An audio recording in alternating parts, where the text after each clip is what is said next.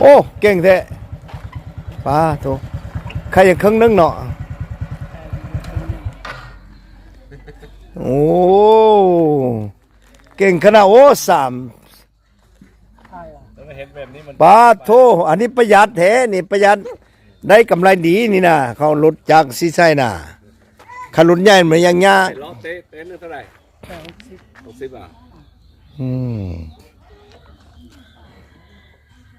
แต่ก่อนเท่าไหร่18สาวจะ2เนาะว่าเจ้ามาแต่ใส่บ้านเนอะมาแต่ส่งเปื่อยส่งเปื่อยพุ่นได้เดี๋ยวอยู่ใส่ว่าทางเมื่อกี้นี่เคยเห็นเจ้าไก่มาเต็มเมืองพนงมันบ่น่ะเจ้าไม่ทำเจ้ามาเมืองนี้มาตูปตาเวปอดเชียตุเนาะมาเมืองนี้มาเนาะป้าเก่งแท้หมดนี้น่ะอันนี้คนสุ่มเปื่อยพุ่นเด้ออยู่ทางเขาไปเวียงจันทน์เด้อนครหลวงเด้อนี่น่ะ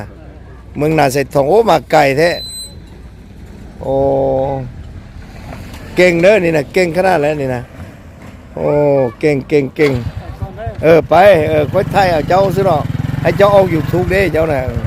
ก็สิหน้าเจ้าแหละน่ะป้าโทษนินเจียเด้อแล้วขืนเงียนั่นน่ะเก่งแต่รอมัวรู้จักทกไก่ตัวมัวนะ